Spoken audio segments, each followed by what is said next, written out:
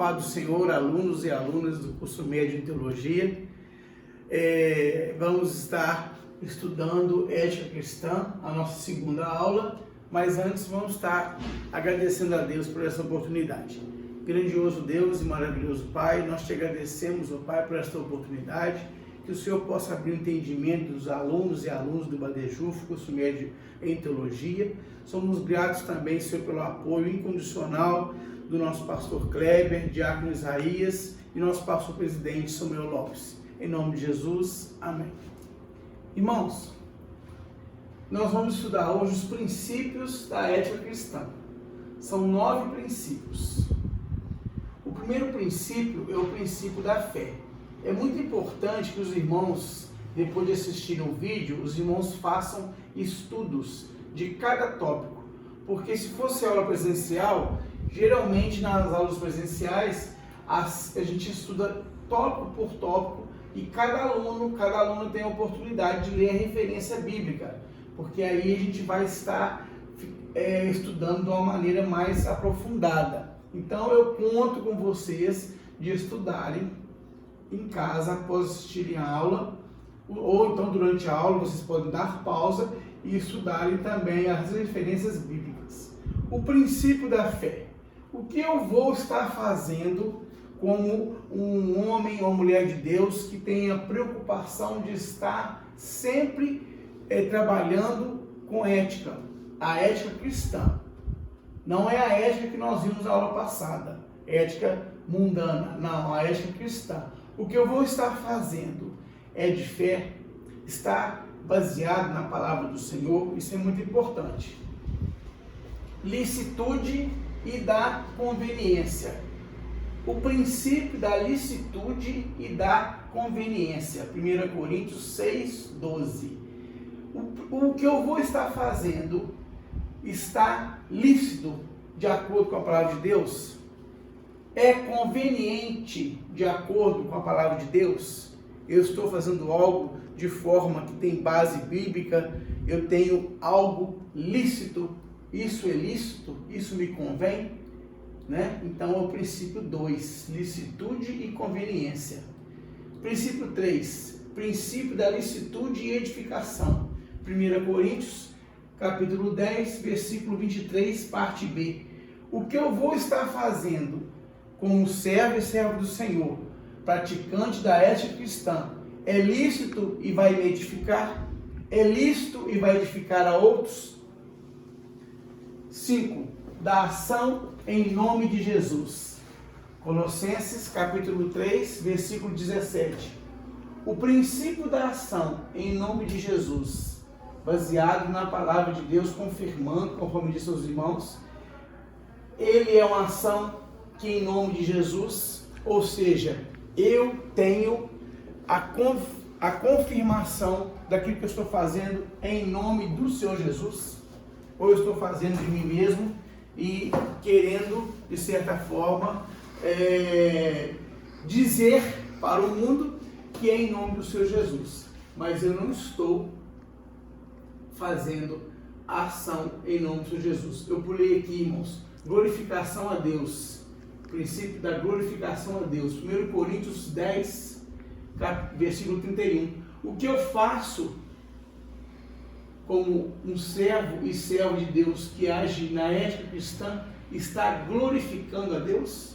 Então são princípios que nós temos que estar com eles muito bem focados e muito bem estudados, tanto para nosso conhecimento e para nossa edificação, e para nós agirmos de forma diferente neste mundo, para nós lá na frente vamos ver as evidências. Esses princípios vão nortear com as evidências de cristão e cristãs. Então o que eu vou fazer, esse princípio que eu estou implementando, ele glorifica a Deus? Da ação em nome de Jesus também, eu falei com os irmãos e irmãs. O princípio 6. Fazer para o Senhor. Colossenses capítulo 3, versículo 23. O que eu faço como se eu estivesse fazendo para o Senhor. Eu faço com zelo, eu faço com obediência, eu faço o meu melhor como se fosse para o Senhor. E eu estou sendo ético. cristão se eu ajo dessa forma. O princípio 7, princípio do respeito ao irmão mais fraco. 1 Coríntios, capítulo 8, do 9 ao 13, Romanos 14, dos versículos 13 ao 20. Eu tenho o princípio de respeitar aquele irmão, aquela irmã que é mais fraco na fé, aquele irmão, aquela irmã que não está alicerçado na rocha como eu estou, ou eu ajo de forma, até certo ponto, imperialista, arrogantemente, não dando a atenção devida, porque aquela pessoa não tem o conhecimento que eu tenho, aquela pessoa não age como eu ajo, porque aquela pessoa não tem a experiência que eu tenho em Cristo Jesus ou na igreja. Isso não é motivo de nós agirmos desrespeitando o irmão ou a irmã mais fraca. Nós temos que agir com respeito, o princípio do respeito. Nós temos que nos dispor a ajudá-los, não a criticá-los, não a dificultar o seu crescimento como servos e servos de Deus. O 8º princípio, o princípio da prestação de contas. Princípio da prestação de contas. A referência é Romanos, capítulo 14, dos versículos 10 a 12. Irmãos, isso é importantíssimo. O princípio da prestação de contas. Tudo que nós vamos fazer, nós temos que prestar contas, porque nós temos as consequências dos nossos atos, tá certo? Aqui e no futuro. Então, as consequências dos nossos atos, elas são aqui e no futuro. Nós temos que estar como éticos, nós temos que ter a preocupação de zelar pelo princípio da ética cristã na prestação de contas. O 9º e último princípio é o princípio de evitar a aparência do mal. 1 Tessalonicenses, capítulo 5, versículo 22. Nós temos que ter essa preocupação de evitar a aparência do mal. Às vezes nós estamos com o coração aberto, estamos com o coração limpo, estamos querendo fazer o melhor, mas nós temos que entender que nós temos que evitar a aparência do mal. Nós temos que evitar dar mau testemunho ou dar má interpretação daquilo que realmente nós gostaríamos de fazer, daquilo que realmente nós estamos pretendendo fazer como servos e servas de Deus. Agora nós vamos para as evidências. Se eu sou um servo ou serva de Deus que tenho a preocupação com a ética cristã e tenho a preocupação de estar alicerçado na palavra de Deus e seguindo os princípios da ética cristã, naturalmente eu vou estar tendo as evidências para este mundo que sou uma pessoa que nasceu de novo, uma pessoa que faço de forma diferente de que eu fazia antes de conhecer Jesus. Não é só o fato de estar na igreja, e sim conhecer Jesus, porque nós temos que estar na igreja, mas nós temos que conhecer Jesus cada vez mais. Estamos aprofundando para termos intimidade com o nosso Deus. Então, se eu sigo todos esses princípios, eu sou um ético cristão, uma ética cristã. Aí eu automaticamente transmito as evidências de uma pessoa nascida de novo, conforme está em João 3, capítulo 3, versículo 3. E o número 2, segunda evidência, sal da terra. Mateus 5, capítulo 5, versículo 13. Importância do sal. Irmãos, o sal é importante desde os primórdios, muito antes de Jesus. Naquela época não tinha como nós temos hoje geladeira, não tinha como nós temos hoje uma série de artefatos, inclusive temperos, coisas, né? Digamos assim, condimentos, melhor dizendo, que nos auxiliam a manter os alimentos conservados. Então é o sal. O sal, inclusive, era antigamente, a palavra salário vem de sal, que a pessoa recebia o pagamento do seu patrão, ou de onde ele estava trabalhando, por exemplo, quando naquela época existiam muitos barcos de pesca. Pedro mesmo foi o dono de mais de um barco de pesca.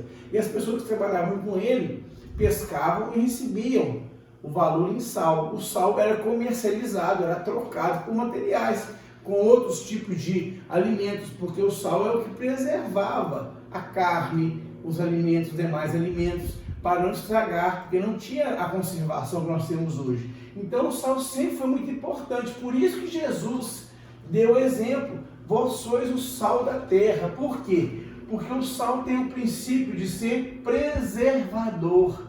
O sal preserva os alimentos.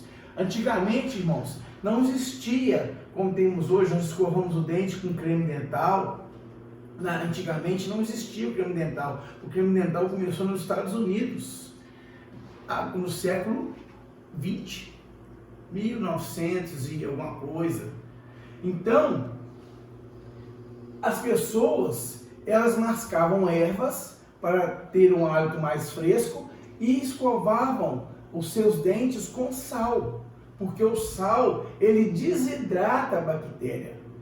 Tem muitas pessoas que até hoje usam sal quando tem um corte, porque além de estancar o sangue, ele higieniza, porque o sal ele tira. Por isso que muitas pessoas que têm problemas de pressão alta ou pessoas que não querem estar engordando devem evitar o sal, porque o sal faz com que haja ali a retenção do líquido, ou então o sal desidrata a célula e a pessoa bebe mais líquido e às vezes ela não está gorda, ela está inchada, né? Algumas situações. Mas o sal desidrata. Então, quando a pessoa escovava o dente com sal, para limpeza, ela tinha as bactérias que estavam na boca toda desidratada. E depois mascavam ervas para poder o hálito ficar mais fresco. Mas hoje nós temos os cremes dentais, né? Então, mas só para vocês entenderem como que o sal é importante. E o sal produz sede. Uma carne temperada, mas não é carne temperada demais, demasiadamente temperada com sal, mas um tempero agradável. Ele provoca sede, porque é uma comida que está temperada, mas no sentido, não é no sentido de estar mal temperada, é naturalmente. Então, será que nós estamos, como servos e servas de Deus, provocando sede por onde nós estamos passando? Ou nós estamos sendo mais um? Ou nós estamos, de certa forma, pregando hoje e despregando amanhã? Porque a gente não está tendo esse cuidado, não está pedindo a Deus. Nós temos que pedir a Deus para cada dia sermos melhores. É mesmo?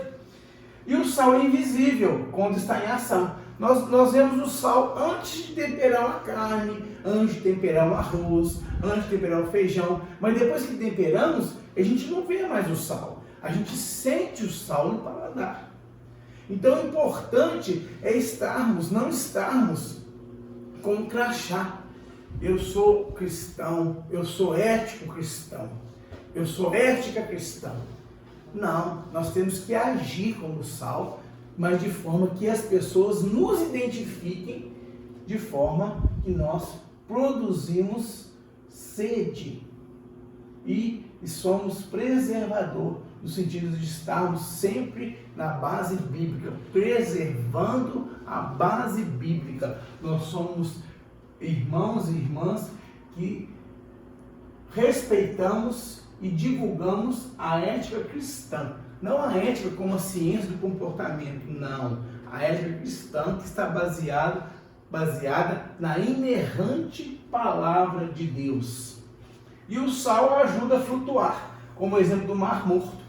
O Mar Morto lá em Israel é um mar que, se você quiser fundar, você não consegue, porque a quantidade de sal que tem nesse mar chama Mar Morto, porque ele é tão salgado que nenhuma vida consegue sobreviver nesse mar, de tão salgada que é a água é tão densa que lá você não consegue, mesmo que você queira, abaixo, você não consegue ficar abaixo da água, porque o sal te faz flutuar. Então o sal também é uma forma de nos ajudar, no caso, por exemplo, se acontece alguma situação, por exemplo, lá no Mar Morto, por exemplo, alguém que, às vezes, uma criança que deixa de estar com seus pais e quer entrar com o mar adentro, lá ela não se afoga, porque ela não consegue afundar, né? É bênção.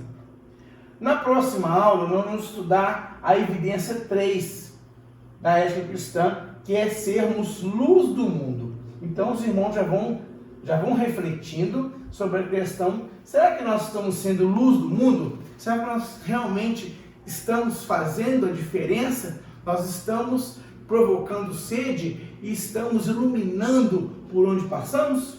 Louvado seja Deus. Eu gostaria de deixar para os irmãos aqui também algumas frases que eu, na aula passada, eu li para os irmãos, algumas frases de irmãos e irmãs com destaque, né, na sociedade pelos seus feitos, como que eles reverenciam a Bíblia e como eles dão para nós exemplos de que a Bíblia Sagrada é maravilhosa, que nós devemos segui-la. Hudson Taylor, 1832-1905. Ele foi missionário na China. Durante 40 anos, estudei a Bíblia detalhadamente e a minha fé está mais forte do que há 40 anos atrás. Todas as promessas são confiáveis e verdadeiras. Louvado seja Deus. Sir William Jones, 1746-1794. Uma das pessoas mais dotadas em linguística. Ele falava 28 idiomas e conhecedor do Oriente. Li as Sagradas Escrituras regular e atentamente e penso que esse velho livro contém mais grandeza e beleza de linguagem do que qualquer outro livro, independentemente do tempo ou da língua em que foi escrito. Louvado seja Deus. Jean-Jacques Rousseau, 1712-1778, filósofo. Como são pobres, como são desdenhosas as palavras de nossos filósofos e com todas as suas contradições comparadas à Bíblia. É possível que o livro, que é tão simples e ao mesmo tempo tão complexo, consistiria somente em palavras humanas? Claro que não. Nós temos aqui Spurgeon, Charles Spurgeon, 1834-1892, pregador dos avivamentos. Todos conhecem Spurgeon. Na Bíblia, você pode encontrar grandes verdades que vão além de nossa capacidade de compreensão e nos mostram a pequenez de nossa mente limitada.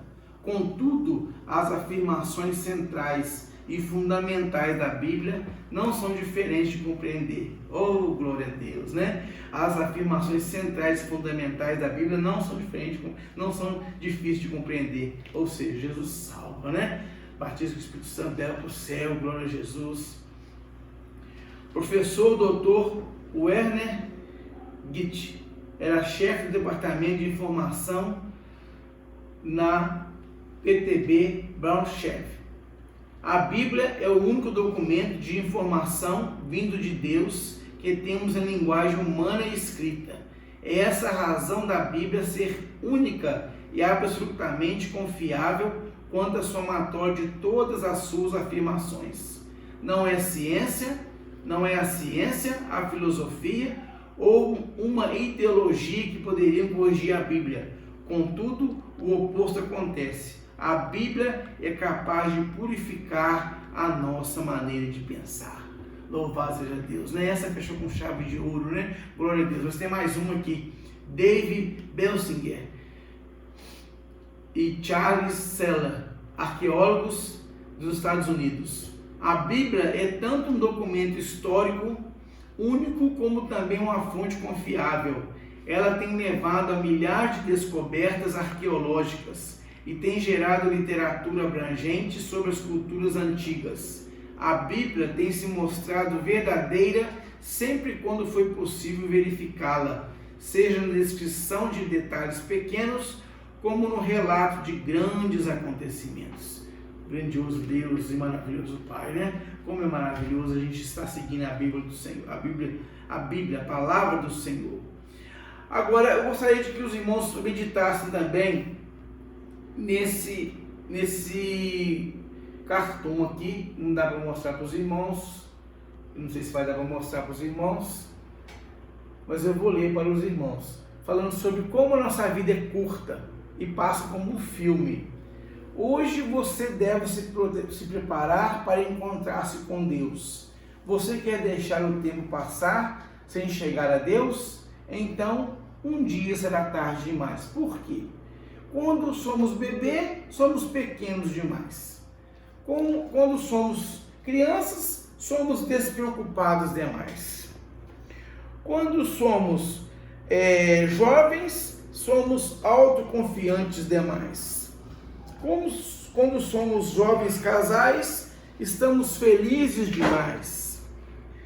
Quando somos profissionais adultos, estamos sempre atarefados demais.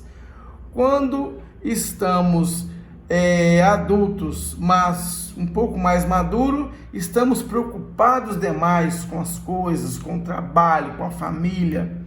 Quando estamos mais velhos, somos idosos, somos velhos demais. E quando morremos, é tarde demais. Então, irmãos, nós temos que ser éticos e mostrar para as pessoas deste mundo que vale a pena seguirmos a palavra de Deus, porque a vida é muito curta, a vida é como um filme. Então nós temos que estar a todo tempo glorificando e servindo ao Deus Todo-Poderoso. E tem aqui também esse outro encarte que está ligado à ética, à matéria de ética cristã, 12 tipos de cristãos nocivos à igreja. Cristãos que estão na igreja, mas não seguem a ética cristã, não seguem a palavra de Deus. Eles estão ali como número. Nós temos que estar evitando de sermos esses tipos de cristãos. E se por acaso a nossa igreja tem algum tipo, nós temos que estar pedindo ao nosso pastor, ao nosso líder, e ele autorizando, podemos também estar conversando e mostrando na palavra de Deus, conforme está aqui no quadro, que os irmãos com certeza já gravaram, os princípios da ética cristã. Porque se eu cumpro os princípios da ética cristã, eu dou evidências de que eu sou um cristão salvo, um cristão que faz a vontade do Senhor, que está alicerçado na palavra do Senhor. Amém? Peter Pan é o cristão que não cresce nunca. Homem-Aranha é um cristão, qualquer problema sobe nas paredes. Silvio Santos é o cristão que só aparece no domingo para dar show. Vamos refletir, irmãos. Kodak vive atrás de revelação. Hoje não tem mais aquelas câmeras Kodak, mas tem os celulares que a pessoa tira a foto e quer ver como é que ficou, né? É da mesma forma.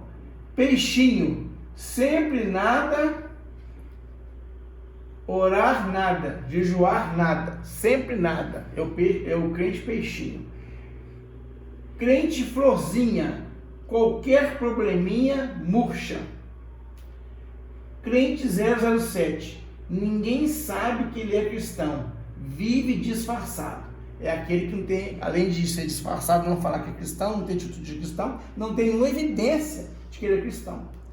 Crente Raimundo, um pé na igreja, um pé no mundo, não firma na palavra.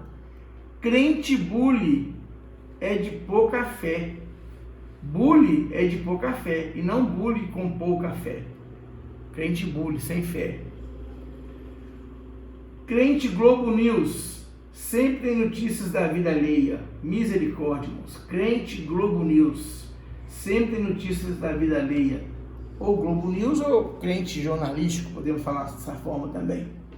O crente turista, passeia de igreja em igreja. É aquele crente que não tem vínculo, ele não quer ter vínculo, porque ele não quer ser ensinado, advertido, exortado. Ele quer só ficar ali como visitante, sem compromisso. Cuidado, irmãos.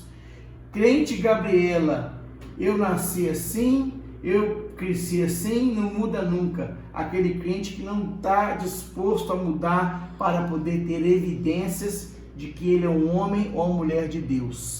Que possamos, irmãos, estar evitando agirmos assim, e se porventura temos alguém que age assim em nosso meio, vamos estar orando e pedindo a Deus, pedindo a liderança para nos orientar, ou mesmo a liderança a agir de forma a ensinar a esses irmãos e irmãs que nós temos que estar firmes na inerrante palavra de Deus. Até a próxima aula, em nome de Jesus.